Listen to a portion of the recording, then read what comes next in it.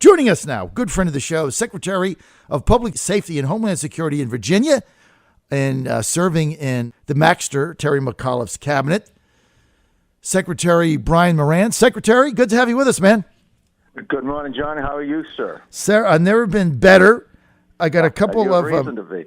Well, you know what? I'm having fun. And look, I'm... and think of all the material you have to talk about. My gosh. I can't get it in for 4 hours a day. If Trump ever takes a day off, I don't know what I'm going to do. I won't have anything to talk about. That's all we do. There's a lot of people hoping he'd take a day off. He won't take a day off. I mean, he had meetings on Saturday, and then he had all this stuff going on Sunday. And I'm like, okay, the only thing I want to say here is all work and no play makes Donald a dull boy. Got to take a day off. And my only concern right now about the Trump administration is his wife and son are in New York. And I know for a fact that he's very close to the little guy. So we got to get them back in there, so we have a little balance, because you got that 10-year-old running around and putting on, basketball games and stuff like that. So I also hear he's a good baseball player. Okay, I've got a question here, Mr. Secretary, right off the bat from Jim in Chesapeake. He's dying to ask you this question, so I'm going to read it verbatim. He says, please ask Secretary Moran about the Islamic terrorist training camps, villages in Virginia, and if he supported the General Assembly's condemnation of the falls. Of the what? The falls. I don't know what that is. The falls. The falls? Yeah. I'm not familiar with either one of those. I mean, we as you know, chatting with you before, we have a wonderful Virginia State Police agency. We have a fusion center that fuses information from the feds to locals and disseminates important information, and they certainly monitor these activities. And I'm not aware of a training center within the boundaries of the Commonwealth of Virginia, but I will say that obviously we're taking whatever steps necessary to ensure the safety of our citizens, and we do monitor activities. All right, now let's get to the state police. I know you don't have any control over the budget or how much they're paid, but we had Senator Frank Wagner on yesterday saying that they're pushing for an increase in the pay for state troopers that I know you're involved with. And he said that just in January, Mr. Secretary, another 18 state troopers went to another state to get a raise. I mean, that's crazy. Yeah, it's something we're trying to get done, and it's a challenge. The reason they're being hired away is they're good folks. They're good people, and they've been trained well. We have an excellent academy at the state police, and that's one of the challenges. They train them up and get them out on the street, and then someone else hires them away because they can pay them more money. And something the General Assembly is working hard on, and something we support. And so we're anxious to see what comes out of it. We'll be finding out on Sunday. The General Assembly releases their budget. The House releases theirs, the Senate releases theirs, and then they'll work out the differences. So it would appear as though additional compensation for the state police will be in both budgets, and so we're just going to have to work through the details. All right, so that, I think, crossover day is what, Saturday? That's right. Coming up, isn't it? Crossover. They'll announce the budget Sunday, and then all the bills from the House go to the Senate and vice versa.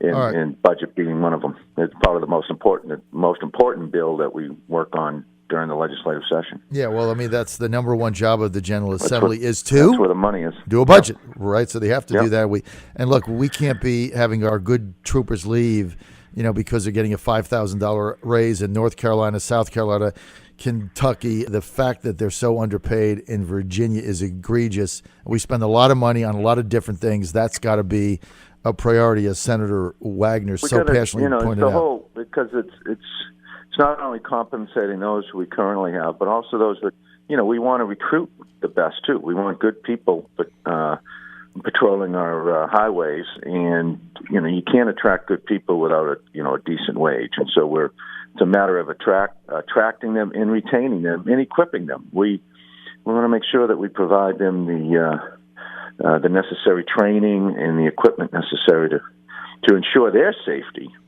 as well as ours. And so they're a great group, great leadership, and it's not just the state police, if I might, all of the stakeholders ensuring our safety. We work closely with, Virginia's National Guard. We work sheriffs,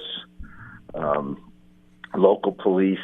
Let me talk a minute, John. Yes. We partnered with Virginia Commonwealth University to provide a public safety poll. Mm-hmm. You read polls all the time, politics, and other issues, but we realized that really one had not been done about public safety issues. And so last year, and then again this year, we did a poll, and it was important to us to poll Virginians about how they feel about their local law enforcement. Mm-hmm. Because we've all seen nationally what's going on. You've seen, the concerns and the protests. So we polled our fellow Virginians, and it was remarkable just how well they are thought of by Virginia citizens. And this spanned every region, every race, every political affiliation. They felt that they could trust and that they were well represented by their local law enforcement agency. And I thought that was terrific. It certainly is anecdotally what I pick up when I go out into the community. People do feel strong about they feel good about their local law enforcement officials. But it was nice to see in this poll. I mean, up over 80% was such fond feelings. And that's why we haven't seen those types of episodes in the Commonwealth of Virginia regarding our law enforcement. And that's because we have to attract good people, we have to train them well, and we have to equip them well. And when that is done, they do a good job for us. People appreciate it. I think so. I mean, I live in Chesapeake. I know that our law enforcement in Chesapeake, any engagement I've had with them has been professional and fantastic. I also spent a lot of time in Richmond, and there were a couple of Trump rallies, I remember, plus we had a state convention or something. We had a couple things going on at the convention center there where there were protesters and stuff. And I found the local Richmond police to be unbelievably professional in the Trump events that I was involved in. And in fact, they did such a great job that I remember talking about on the radio how fabulous they were in handling that. So I think you're definitely onto something there. I just got the feedback this weekend. There were protests up at Dulles Airport. And even the local, the airport has their own agency, and in their interaction with the protester, obviously we encourage everyone to be civil and peaceful, and you can be while advocating your position. You don't have to be violent like we saw out in California last night. And the police, and so the interaction has been very positive. There was another one at National Airport last night. There's been protests last Friday here in Richmond. We were pretty spun up. We worked with the Capitol Police, we worked with State Police, we worked with RPD, Richmond Police, to make sure to determine what was coming up. And a lot of monitoring these situations, lots of concerns, but they monitored. The protesters were peaceful, and it went off without any incidents. And that's people can protest. We just don't want them to turn violent. We don't want any property damage, and we certainly don't want any, personal injury. Mm-hmm. So, as Secretary of Public Safety and Homeland Security for Virginia, when President Trump said, "Look, I'm not happy with the vetting process of these 7 countries. I'm going to have a delay till we can figure this out," the objective, not to be banning any religion from coming in, but the objective is to stop potential terrorists from coming in. 7 countries that even President Obama said, have a highest propensity for harboring and exporting terrorists to the United States. I mean, as Homeland Security Director of Virginia, wouldn't that be a positive thing, not let these people in until they're properly vetted? Mm-hmm. Well, and much like what the Obama administration started as a vetting process, and I know a lot was discussed when all this began. And in Virginia, we have a refugee coordinator's office which gets informed of the refugees when they come into the Commonwealth of Virginia, and they're able to work with assimilating them. To date, we haven't had any issues. I will just say, John, with respect to this latest order, I serve as the governor's Homeland Security advisor. Mm-hmm. And they set these things up. There's one every state, and I'm supposed to be able to consult with the governor based on what Homeland Security has informed me. Right. You know, we didn't get any word of this up until the press release that I got a copy of early Sunday morning, and then I shared that with the governor. But this came out Friday. All I'll say, and I'm not going to comment on the politics of it, is I just encourage more communication. That, and I've voiced that to the Homeland Security, saying, hey, y'all, if you're going to have Homeland Security advisors, use us. I mean, the governor, I would have liked to have been able to talk to the governor. How does this new order differ from what we were already doing? Mm-hmm. How many people will be impacted? I mean, just simple facts. Mm-hmm. And that just wasn't shared with us, John. And I know you're close to the Trump administration. We want to work with them when it comes to public safety. I see these issues as very bipartisan, and there's no political axe to grind here. They have these HSAs, Homeland Security advisors in every state. Use us, use us to help communicate with our bosses, the governor, because without any information, rumors, things get spun out of control, and just a little communication goes a long way to understanding what he's attempting to achieve or what the order was attempting to achieve, and so I'll just leave it at that with you, John. I mean, we want to be, when it comes to public safety, it's in all of our best interest to be informed and communicated. And just the rollout of this left me shaking my head, because I didn't get anything on Friday. I didn't get anything on Saturday. I didn't get anything until Sunday morning. I got a press release, and then Monday and Tuesday there's been some information followed up on. But Friday and Saturday we were in the dark, and when that happens,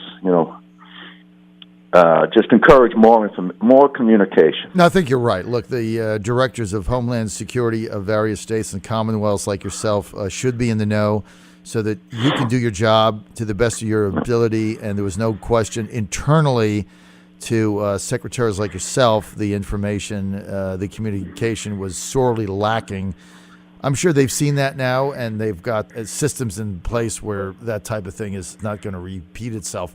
I've got a caller that called in that wants you to comment on the Delaware prison riot, if you know anything at all about that. Well, we pray for those guards. This is when we're the jobs that these correctional officers do. Of all the stakeholders I've got to work with, all the employees, my heart goes out to them, because that is such a stressful job, and they are indeed also underpaid. And you can see what's happening in Delaware.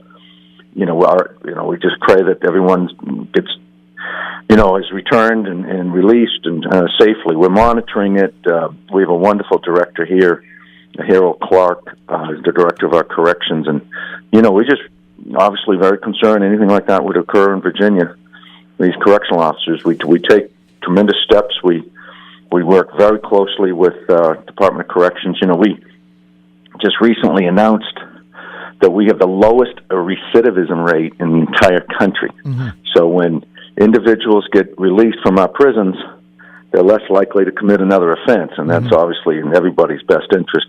And that's a culture that we instill on the day they enter prison, not weeks before they get released. And, I'm not sure the specifics of the Delaware case, but, these correctional, they got tough jobs. These are tough environments to work in, and I just hope to pray everybody gets released safely and everything gets back to normal, and they can address whatever it is that precipitated that hostage situation.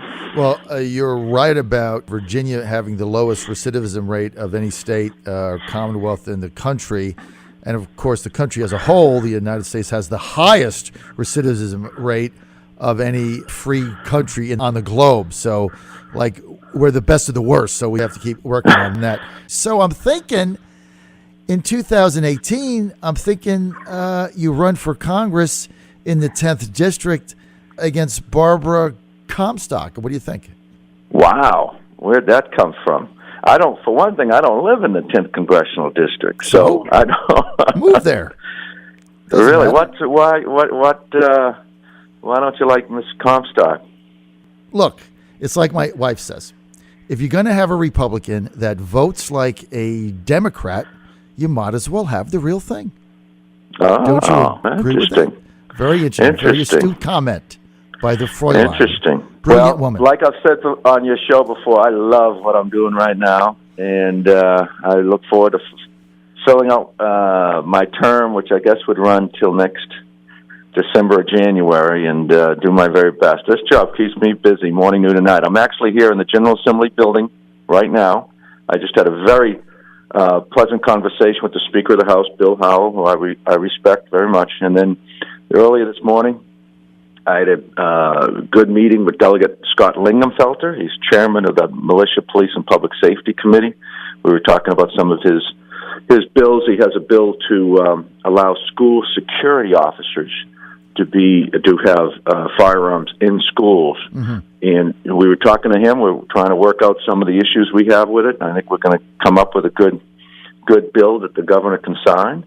And that's what we try to do. We work Democrats, Republicans, whatever is in the best interest of the public safety of Virginians. That's why I love this job so much. You can work with a Delegate Linghamfelter. You can work with the Speaker, and you don't have to get into the partisan problems that other issues lend themselves to. Okay, I've got a minute. Final question here from Charles in Charlottesville says, Secretary Moran, is Charlottesville going to become a sanctuary city? And if so, can your office ensure illegal immigrants harbored in that city be contained? Well, there's a lot of bills. I recommend to the listener to take a look at some of the bills that are before this General Assembly right now that we're working on to see what they actually do. Because what is a sanctuary city? I know politically, lots of people are throwing around that term. Legally, I'm not sure what sanctuary city means, and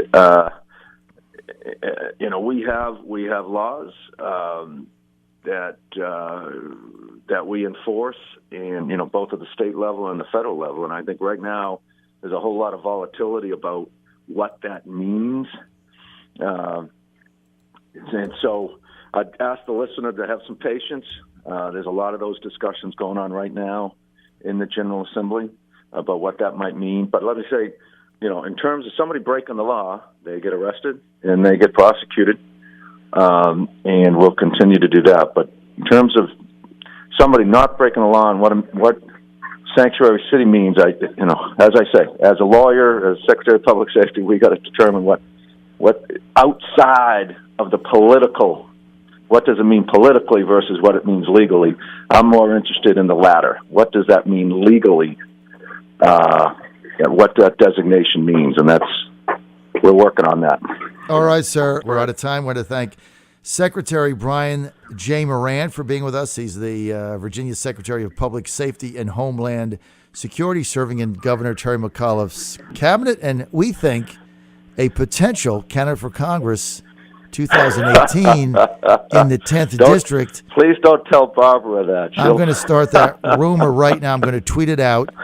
Oh, my goodness. Just so I can get her to make phone calls to the Trump people to tell me to shut up, which is normally what happens. It scares me because you were actually right about Trump. I'm always a right. Little worried. You are quite the prognosticator. I'm always right.